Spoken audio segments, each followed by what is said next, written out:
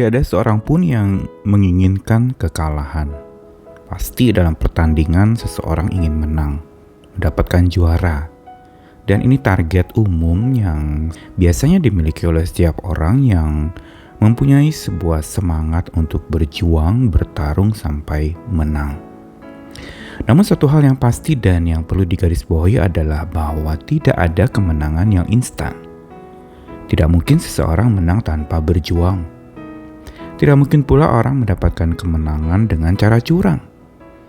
Tanpa berjuang dengan cara curang, maka kemenangannya menjadi tidak sah. Tapi kemenangan yang sesungguhnya adalah justru ketika seseorang berjuang mati-matian, bahkan pernah kalah, jatuh terpuruk dalam kekalahan, lalu dia bangkit lagi. Itulah kemenangan yang sungguh luar biasa. Kemenangan yang penuh dengan sebuah kegagahan, bukan karena dia menang, tetapi karena dia pernah kalah lalu menjadi menang.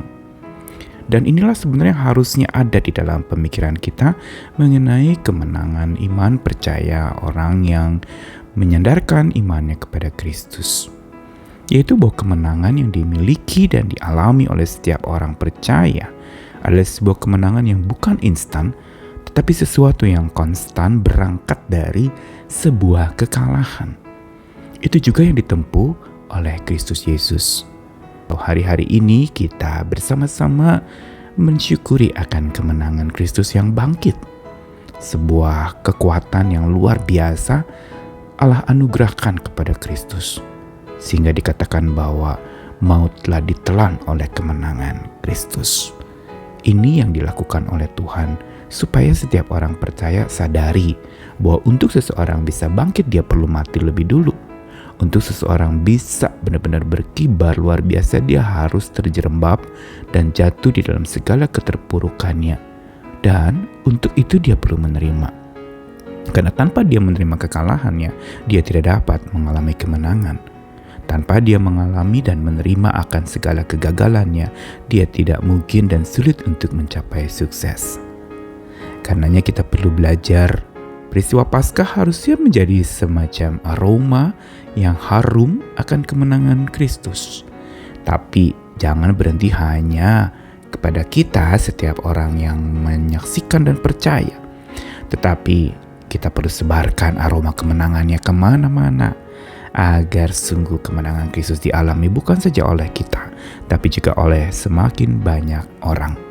Saya Nikolas Kurniawan kembali menemani di dalam Sabda Tuhan dalam edisi Paskah hari ini dari 2 Korintus pasal 2 ayat 14 sampai 16. Tetapi syukur bagi Allah yang dalam Kristus selalu membawa kami di jalan kemenangannya.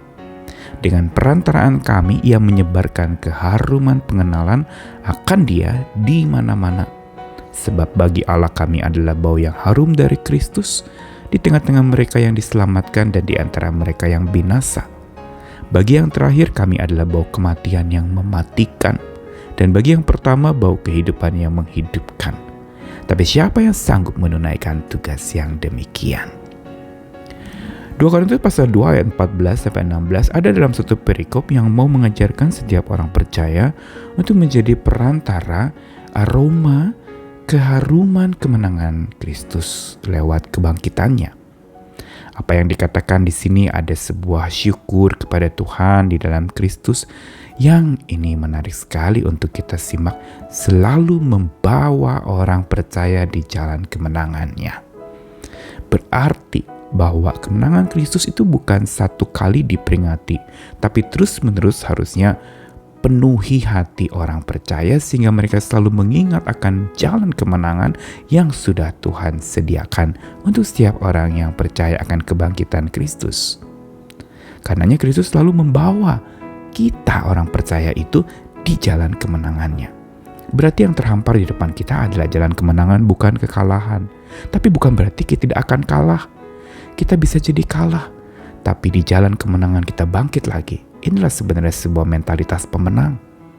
Satu mentalitas yang perlu kita bangun, berjuang tanpa menyerah kalah, atau berjuang setelah pernah kalah.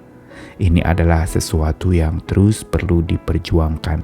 Karenanya digambarkan oleh Paulus kepada jemaat di Korintus yang juga mengalami berbagai macam kekalahan dalam konflik antara mereka sendiri, yaitu bahwa kemenangan Kristus itu harusnya seperti keharuman, bau yang harum yang tersebar kemana-mana. Pernahkah kita mencium sebuah aroma parfum yang wow, ngambreng luar biasa kemana-mana, dan kita menghirup yang masuk ke dalam ruangan itu sudah langsung berasa, wah ini ada wangi yang beda. Masih ingat tentang perempuan yang mengurapi Yesus? Yang aroma minyaknya sungguh kemana-mana sampai seisi ruangan itu mencium aroma wangi yang luar biasa. Sampai ada orang yang sirik dan iri mengatakan bahwa untuk apa ini minyak mahal-mahal dibuang begitu saja. Tetapi memang peristiwa minyak dan wangi-wangian semasa Yesus hidup itu adalah sesuatu yang menarik untuk kita gali dan kita simak. Salah satunya adalah pesan yang mau disampaikan lewat kisah harum-haruman atau wangi-wangian selama masa Yesus hidup, entah saat dia diurapi atau bahkan dia dibalur mayatnya ketika dikubur, atau perempuan yang membawa satu wadah rempah ke kubur Yesus tapi tidak jadi ditaruhkan di sana karena Yesus sudah tidak ada, dia sudah bangkit. Ini sebenarnya menginspirasi bahwa setiap orang yang ada di dalam Kristus yang sudah bangkit, maka akan dibawa oleh Kristus di jalan kemenangannya, yang sekali lagi bukan dia tidak pernah kalah, tapi dia bangkit lagi dan bangkit terus setelah kalah, dan bangkit terus tanpa menyerah kalah.